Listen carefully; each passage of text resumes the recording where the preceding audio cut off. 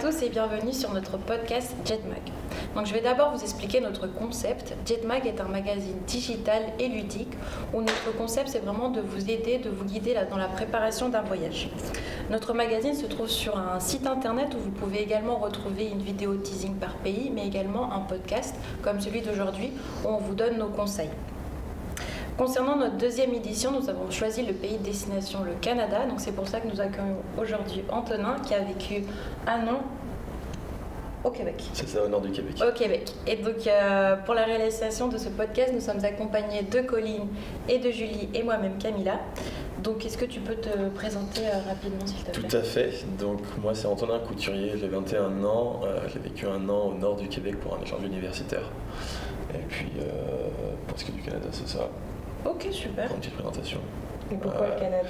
Et pourquoi le Canada? Pour un échange du coup universitaire qui a été en lien avec l'université partenaire. Et donc j'ai eu la chance de pouvoir faire 2 semestres là-bas, plus rester un peu et faire mes propres expériences en tout cas. Et tu as fait quoi comme études? C'était des études en audiovisuel, mais là-bas c'est un peu différent parce que c'est des cours à la carte. On a 15 heures de cours par semaine et on peut choisir les cours qu'on veut finalement. Et donc là-bas j'ai choisi de faire un peu d'audiovisuel et de communication. Et voilà ce qu'il en est. Et l'école, elle s'appelait comment? C'était l'UQAC, à l'Université du Québec à Chicoutimi. Et donc elle était située à peu près à la frontière avec les premières populations inuites.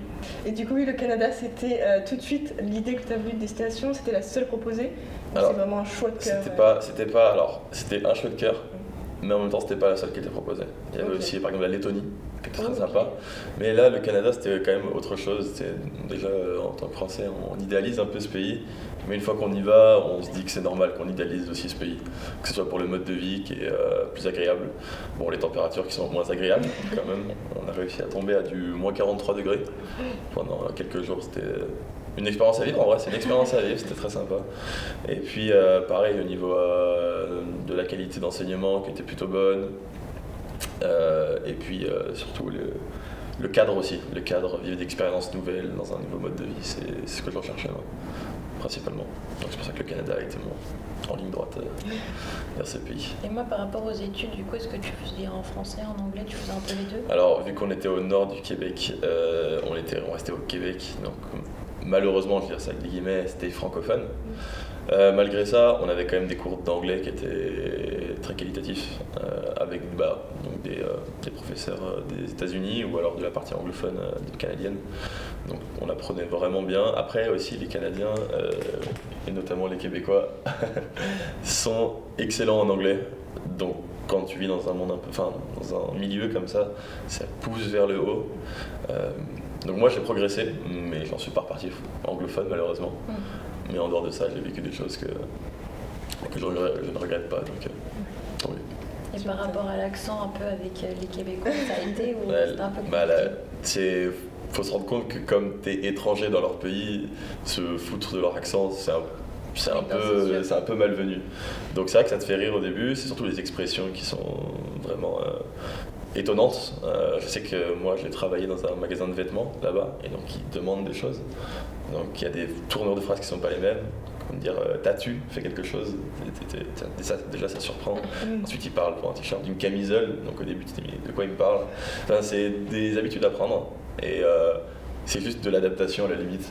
Mais au début tu rigoles les 2 premiers jours et après tu comprends que c'est toi qui est pas normal, qui est pas dans le mood. Ouais, la compréhension est vachement compliquée. Et comme on était dans une région un peu reculée, enfin, si je dois un peu caricaturer ça, là où j'étais, c'était vraiment au nord du Québec, et ben ça ressemblait un peu au Texas des États-Unis, dans le sens où il y avait un gros accent bien prononcé, un peu comme nous pour Marseille par exemple, avec le français ou ce genre de choses. Il y avait vraiment un accent et une culture par rapport à ça. Donc c'était d'autant plus prenant en fait. J'imagine. Et tu parlais du travail, donc tu as travaillé à côté de tes études pour pouvoir après te payer peut-être des loisirs sur place? Tout à fait. Donc on avait 15 heures de cours par semaine, donc ça nous laisse beaucoup de temps libre. Et ce temps libre-là, normalement, il est là pour les cours, mais selon sa manière de travailler, on est plus ou moins efficace. Il y en a qui ont besoin de tout réécrire, moi c'est pas mon cas, donc en fait je gagnais vachement de temps. Et tout ça, je pouvais l'utiliser pour faire d'autres choses, comme travailler. Et effectivement, me faire plein d'activités de là-bas. comme voir des baleines, faire des excursions, du chien de traîneau, partir à New York, Toronto, tout ça en voiture. C'était une expérience de fou et grâce au travail justement. Des fois, il faut donner aussi un peu. Oui, forcément. Voilà. Est-ce que tu as fait une partie en van? Alors j'en ai fait mais tout à la fin. J'ai fait un road trip, c'était pas du van aménagé, c'était plus parce qu'en fait il n'y avait pas droit dans les parcs nationaux, il n'y a pas droit de faire un peu de van life, etc. Donc c'est un road trip avec des hôtels ou des Airbnb à la limite. Mais j'aurais bien aimé, évidemment. Mais après il fait ceci super froid pour être en van.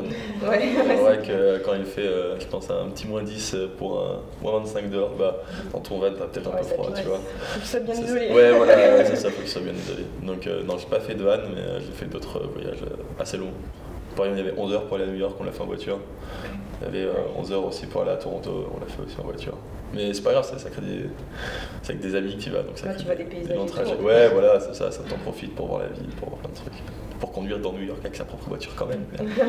Ça a de la gueule. C'est clair. Donc ouais, non, j'ai fait plein de trucs grâce au travail. Et tu parlais d'amis là, c'est des gens avec qui tu es parti de France ou c'est des gens que tu as rencontrés sur place? Alors, il y en a pas mal. Alors, ça c'est pareil, il y a un peu un fossé entre, pour se faire des amis québécois. C'est pas un cliché, c'est des personnes très très cool, très gentilles, avenantes, qui n'ont pas beaucoup de gêne ni rien, donc c'est très agréable. Mais voilà, c'est pas parce qu'on s'entend bien, nous en France, et quand on s'entend bien avec quelqu'un, c'est souvent que ça devient notre ami. Bah là-bas, quand on s'entend bien avec quelqu'un, finalement, c'est la normalité et t'as vite fait de croire que ces gens-là, peut-être, peuvent compter un peu pour toi, alors que juste ils sont naturellement gentils. Non, bah ouais, bah, oui et non. Ouais, non. Oui, non. Donc je suis parti quand même avec des personnes que je connaissais en coloc et d'autres personnes de mon école qui sont parties aussi, mais c'est pas pour autant que c'était eux que je côtoyais le plus. Il y a eu plein de personnes de la France entière qui sont parties là-bas parce que l'université fonctionne principalement grâce aux échanges. C'est comme ça qu'elle se construit actuellement, mais ça venait de partout, du Ghana, de Côte d'Ivoire, ça venait aussi de l'Amérique latine et puis enfin aussi beaucoup de France finalement. Et puis, donc j'ai rencontré beaucoup de personnes. C'est devenu un peu la deuxième famille. Moi, vraiment, c'est vraiment devenu une deuxième famille. Passer Noël avec eux, passer ton anniversaire avec eux, et tout le monde soit là, c'est particulier. Donc, ouais, j'ai rencontré pas mal de monde. C'était pas forcément que des anglophones ou des hispaniques ou peu importe, mais beaucoup de Français. Mais qui valait le coup ça valait le coup quand même de les rencontrer, mine de rien. Et t'as gardé contact avec certains d'entre eux? Ouais, bien sûr, bien sûr. Au début, c'est un peu compliqué parce que tu te dis, est-ce que ces personnes-là, tu vas les rencontrer en France aussi? Est-ce que tu vas garder contact avec ces personnes-là? Et finalement, une fois que tu les rencontres une première fois en dehors du cadre universitaire au Canada, bah, tu te dis, c'est plus des simples amis de 8 mois, c'est des gens aussi en dehors de ces choses-là. Donc typiquement, là, j'ai fait le Nouvel An avec eux, on s'est tous rejoints à Lyon. Il y a des gens de Paris, d'autres de Marseille qui sont venus, on s'est tous rejoints à Lyon et on a fait le Nouvel An ensemble. Ouais, ça a une valeur quand même, une bonne valeur de les revoir une fois tous les 3 mois peut-être. T'en as qui sont restés au Canada aussi, donc qui sont revenus voir leur famille à l'occasion, qui sont revenus aussi. Donc. Non, c'était vraiment sympa, c'est des gens qui on pense pas forcément garder contact au niveau géographique, et finalement c'est avec eux qu'on garde le plus contact. Parce qu'ils ont vécu une expérience que personne ne vivra avec toi. Quoi. Oui, tu peux te remémorer vos beaux souvenirs. Ouais, voilà, mais sans forcément le vouloir, c'est juste naturel. Ouais. T'as vécu des choses et t'es reconnaissant envers eux sans forcément leur dire en fait. Donc, moi j'avais juste une petite question par rapport à ce que tu as dit. Donc tu es allé en tant qu'étudiant, mais tu as travaillé également. Mais du coup, t'avais quel visa dans ce cas-là? Alors, en gros, c'est pas forcément un visa vacances-travail. C'était quand tu as un permis d'études pour aller là-bas, ils te permettent de travailler 20 heures par semaine maximum. Ok, donc ils savent très bien que leur niveau de vie est plus élevé, c'est-à-dire que les salaires sont beaucoup plus hauts. Ouais, je vais dire, c'est peut-être pas un chiffre officiel, hein, loin de là, mais je pense que les salaires sont 2,5 fois plus hauts qu'en France. Donc c'est beaucoup. Par contre, le niveau de vie est 1,5 fois plus élevé aussi, le niveau de vie, enfin le prix, le coût de la vie. Donc ils sont quand même largement gagnants là-dedans, mais nous en tant que Français, on arrive, on fait ah ouais, ok d'accord, donc quand tu achètes ta nourriture, etc., t'en as pour $100, t'es en mode aïe, ça fait trop mal. Donc t'es obligé de travailler à côté pour peser un peu tout ça. Du coup, tu avais un contrat de 20 heures Ouais, c'est ça. Alors, j'ai fait une partie j'ai fait 2 styles de travail. J'ai fait un premier semestre pour un deuxième semestre. Là-bas, ils ont aussi quasiment le plein emploi. Donc, c'est hyper simple de trouver un taf. Hyper simple. C'est-à-dire que là-bas, ils proposent plus d'emplois qu'il n'existe de travailleurs. Ça fait que tu peux facilement aller avec ton CV, le poser, ils te disent demain, tu travailles. Et c'est ce qui m'est arrivé. Poser d'ici, quoi. Voilà. Ça, c'est génial pour des étudiants qui C'est sont hyper bien. étrangers. Ouais, c'est hyper bien. Et les salaires deviennent. Tu as beaucoup de perspectives d'emploi. C'est-à-dire qu'il y en a beaucoup qui commencent à travailler à 16 ans, qui au final commencent à être chef d'un magasin à 20 ans. Moi, j'en avais 21, je suis arrivé, ma gérante était plus jeune que moi. Le contact est un peu différent, donc ça devient limite ta pote, mais faut que tu gardes à l'esprit que c'est pas ton ami de base. Mais c'est cool, t'as l'impression que c'est plus simple en vrai. T'as l'impression que c'est plus simple. Tu peux avoir un niveau bac et largement être gradé très très vite, alors que nous, en France, c'est pas la même chose. Hein, Oui, c'est sûr. avec un bac plus 5, on peut espérer le même niveau au début qu'il sort d'un bac en fait. Et c'est. On se dit merde quand même. Ouais, c'est frustrant. Ouais, c'est ça, c'est frustrant. Mais vraiment, c'est ça. Tu te dis, mais pourquoi pas moi en fait, c'est injuste. Mais c'est leur manière d'être aussi. Après, c'est beaucoup plus capitaliste que chez nous en France. Il y a quand même beaucoup de changements par rapport à ça, faut l'accepter aussi quoi. Ouais. C'est sûr. On peut peut-être passer aux anecdotes, Bien sûr. avoir un peu de croustillant sur le voyage. Donc je vous propose on va tirer en fait au sort la première personne qui va parler. Et donc l'idée c'est que la personne tirée au sort raconte une anecdote. Et en fait on va devoir tous deviner via des petits panneaux que Camilla tu vas pouvoir sortir, savoir si c'est vrai ou faux. Donc une fois que l'anecdote est finie, chacun on met notre petit panneau et on dit que c'est vrai ou faux. Et après la personne répond qui a raison et pourquoi, et après on débat un petit peu sur l'anecdote. Ou si on a des questions à poser, on peut les soumettre. Ok, ça marche. Alors tiens, je te laisse tirer en premier. Très bien. Appel d'air. Appel d'air. C'est moi. Là, Ok, parfait. Camilla. Alors moi c'est une anecdote qui s'est passée quand j'ai pris mon vol Paris-Toronto. Donc j'ai de la famille là-bas. Et en fait ce qui s'est passé c'est que je voyageais toute seule pour aller voir mon oncle. Et la personne qui était à côté de moi, j'ai vu qu'elle était partie. Donc au début j'étais très contente. Je me suis dit c'est bien, j'ai un peu plus de place. Sauf que là je commence à me dire ça fait un moment qu'il est parti, c'est quand même un peu bizarre. Et à ce même moment où je me pose la question de ce qui se passe, on entend au micro qu'en fait les toilettes sont bloquées. Et je commence à m'inquiéter parce que je me dis, même si je ne le connais pas personnellement, cette personne, c'est quand même un peu inquiétant de savoir qu'elle est parvenue. Et en fait, j'ai appris par une hôtesse de l'air que la personne qui s'était levée à côté de moi, en fait, au moment de tirer la chasse d'eau, il était encore sur les toilettes. Donc en fait, ce qui a fait que ça l'a bloqué. Et il a dû attendre 8 heures sur les toilettes jusqu'à qu'on atterrisse. Parce qu'en fait, pour que ça refasse l'appel d'air, parce qu'en fait, il était dedans et en fait, ça l'avait aspiré. Donc en fait, il devait attendre l'atterrissage pour pouvoir ressortir vivant de cette expérience. Vivant. Dieu. Alors, Voilà. Est-ce que c'est Déjà, vrai elle est ouf l'anecdote. c'est les vrais. C'est les fausses, non. À vous de me dire. Ok. On y va? Ouais. Vas-y. Moi, je pense qu'elle est carrément fausse. Elle est fausse. Pareil. C'est pas la mienne, mais c'est une vraie. Non. Ah merde. C'est possible. Chloé, c'est l'histoire de Chloé. Ok. Du coup, elle est à moitié fausse, enfin fausse pour Elle est moi, mais fausse pour toi, mais c'est une vraie réel. anecdote quand même. Elle est réelle. Merde. Pauvre Ah, c'est monsieur. chaud, ouais. Clairement. Et donc, Ça donne pas envie il y avait d'aller un lien avec elle. Je sais plus, je redemanderai des infos. Plus en détail. Ok. Bon, merci Camilla. On peut passer à la suivante. À toi, tiens, de tirer. Alors, c'est la revanche de la baleine. C'est moi. Alors moi je suis pas allée au Canada, mais mon père il y est allé à un bon moment quand il était plus jeune. Et puis il y a eu les baleines où il est allé les voir, je sais plus l'endroit hyper connu là où tu vas aller voir, en bateau. Et il y a eu une baleine qui est passée trop près. Alors c'était pas son bateau, ils étaient 3 bateaux différents. Et alors on se doute bien, la baleine n'était pas juste à côté, sinon le bateau il est carrément chaviré. Mais il y a eu d'énormes vagues à tel point que les gens ont été virés de bord et c'est passé aux infos et tout. Je me souviens que j'ai des petits papels de journal avec mon père dedans. Enfin, pas dedans, mais son histoire dedans, quoi. Voilà. Du coup, il est passé dans le journal au Canada parce qu'il a... Il est passé par-dessus bord, lui, ton père? Non, pas lui, c'était le bateau. Mais par contre, du coup, il a les photos parce que il a des photos des baleines et tout, donc forcément, il a des.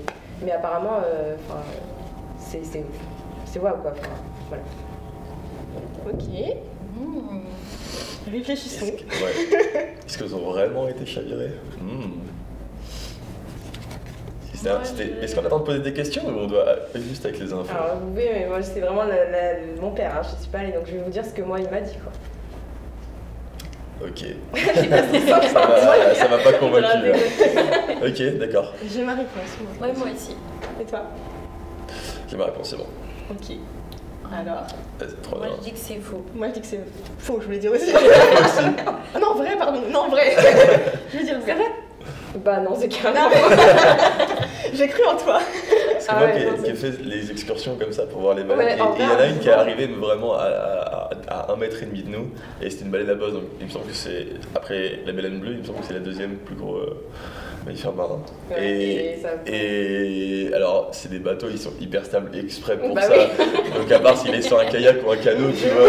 Quand je suis partie sur le journal, en plus, je me dis qu'est-ce qu'il aurait un journal du Canada? C'est n'importe quoi, je suis partie toute seule. Bon bah je t'ai quand même eu toi du coup. T'as quand même gagné. Enfin, j'ai perdu.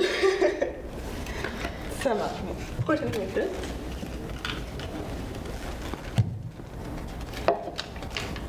Le glacier de la mort.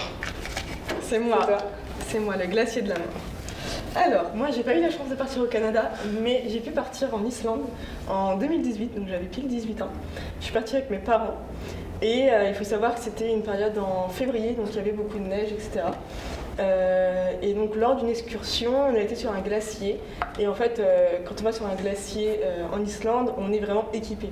On a des chaussures qu'on met par-dessus nos chaussures qui ont des pointes, on a une pioche, vraiment comme dans les films.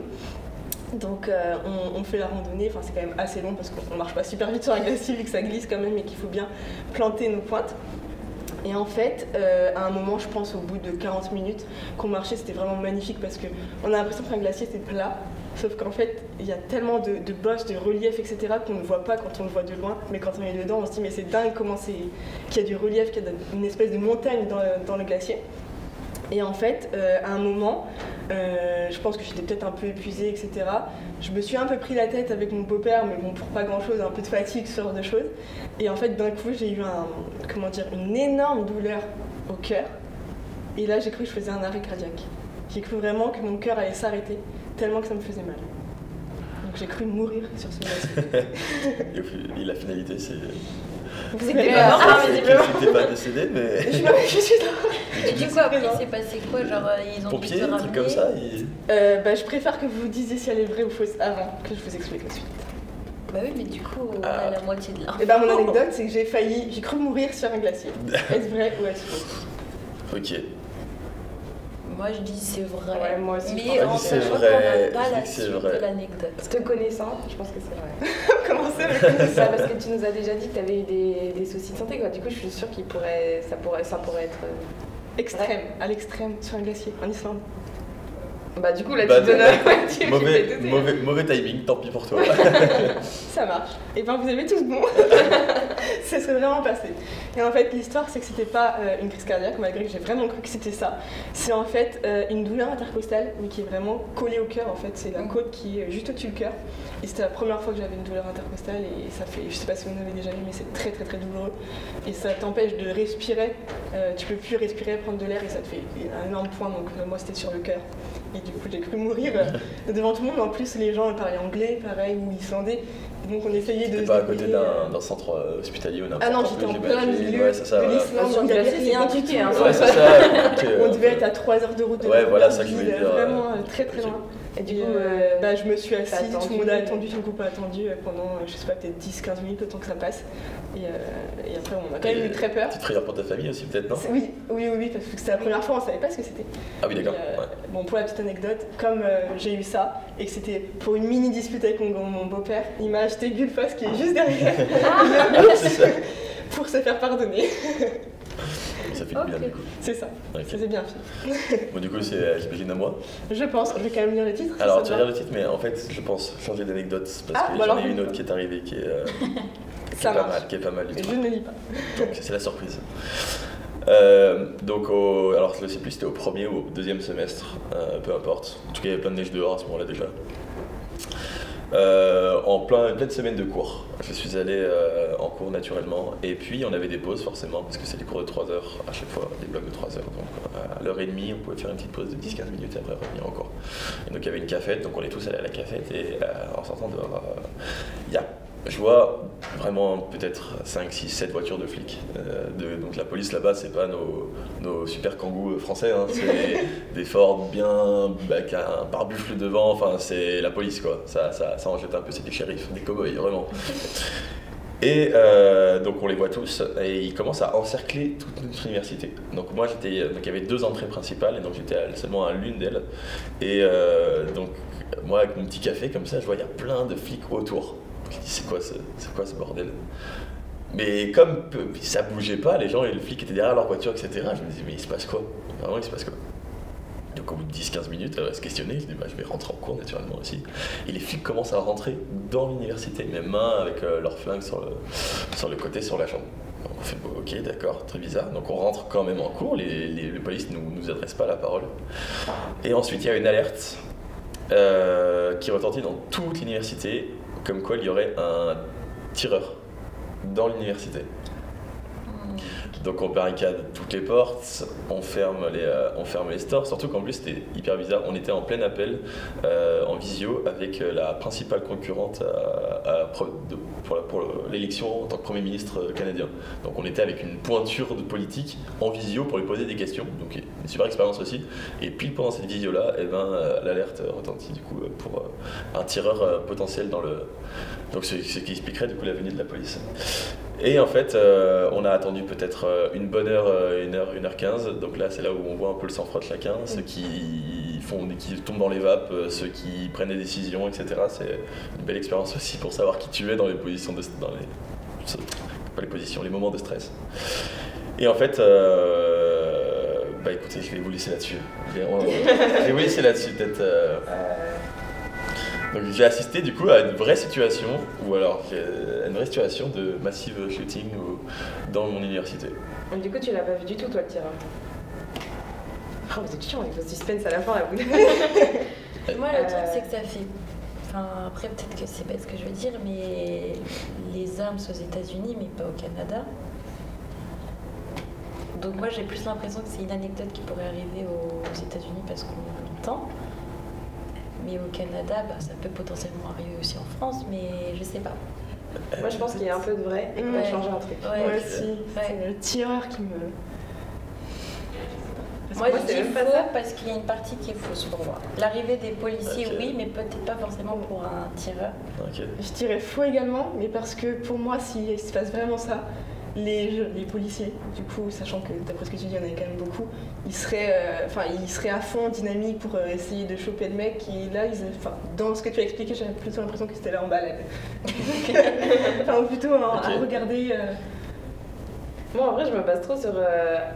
Tout à l'heure, tu nous as dit, mais s'il y a un bout de faux, l'anecdote, elle est quand même... du coup, je me base sur ta demande de tout à l'heure. C'est faux pour toutes. Eh ben, c'est absolument vrai. C'est tout absolument vrai. Et en fait, les policiers sont rentrés, mais en fait, c'est juste qu'ils étaient en train de faire une stratégie de savoir où est-ce qu'il était. Et ils ne voulaient pas faire un mouvement de foule, donc ils l'ont dit à personne. C'est pour ça qu'ils étaient planqués, qu'ils sont rentrés hyper discrets. Et une fois que les gens étaient rentrés en cours, c'est là qu'ils ont annoncé qu'il fallait se barricader, etc. Et en fait, donc il n'y avait pas un tireur. Ça a été appelé pour un tireur, donc c'est pour ça qu'il y avait, on était encerclés de policiers. Parce que quand on est sorti de l'université, on a vu qu'on était encerclés. On suivait sur nos téléphones en direct l'intervention des flics depuis une chaîne d'infos dans notre propre université. Donc c'était bizarre parce que tu savais vers où ils se déplaçaient, etc. depuis ça. Et en fait, c'est qu'on avait une grande salle de théâtre, et dans cette salle de théâtre, il y avait une hauteur sous plafond énorme parce qu'il fallait mettre des spots tout en haut. Et il y avait une échelle en métal qui était super grande, qui devait faire 5 mètres de haut. Mais c'était un escabeau, en fait, c'était pas une échelle, c'était un escabeau. Et il y a quelqu'un qui a bousculé cette grande échelle métallique. Et de sa hauteur, elle est tombée. Il y a une personne qui a crié. Et elle est tombée juste après. Et en fait, ça fait comme si quelqu'un avait crié et un bruit de feu, en fait. Parce que c'est un bruit métallique qui a résonné dans toute la salle de théâtre. Et je pense que naturellement, avec leur culture là-bas, les armes qui est un peu plus présente que la nôtre, ils ont tout de suite pensait à un tir et non pas à un incident. Et donc au lieu d'aller voir ce qui se passait, la personne a appelé. Et donc il y avait un des acteurs qui s'est fait braquer par l'équivalent du GIGN de là-bas, le mec plaqué, enfin n'importe quoi. Et donc, si ça s'est vraiment passé, c'était pas un tir, mais en tout cas, on a eu tout comme si ça l'était en fait. Ah ouais, c'est chaud. Et franchement, c'est traumatisant, mais bon. Et dans cette situation d'urgence, comment toi t'as réagi du coup? Est-ce que t'étais Bah, pour le coup, j'étais avec mes collègues, donc du coup, j'étais en train de les rassurer. Il y en avait une qui était au bout de sa vie. Et bah, à part attendre, de toute façon, tu es dans ta salle et tu te dis. De toute façon, la police était là en soi, donc je pense qu'il n'y aurait pas eu d'autres incidents. Encore si elle n'était pas là, on aurait pu s'inquiéter, mais là, elle était là. Donc pour le coup, j'étais assez rassuré, mais il y en a d'autres qui s'imaginent que. Et c'est normal, c'est naturel, mais bon voilà. Et d'ailleurs, pour les armes à feu, si. Alors, c'est pas légal, il faut un permis, mais le permis est facile à avoir. Et typiquement, dans un équivalent du Leroy Merlin, tu avais un fusil automatique derrière une vitre fermée, mais. Quand même. Mais tu pouvais potentiellement l'acheter si jamais tu avais le permis et l'envie de tuer du caribou. Voilà. Ok, bah super, on a eu 4 belles anecdotes. Et on va pouvoir passer à la fin de ce premier épisode. Et on se retrouve tout de suite dans un second épisode.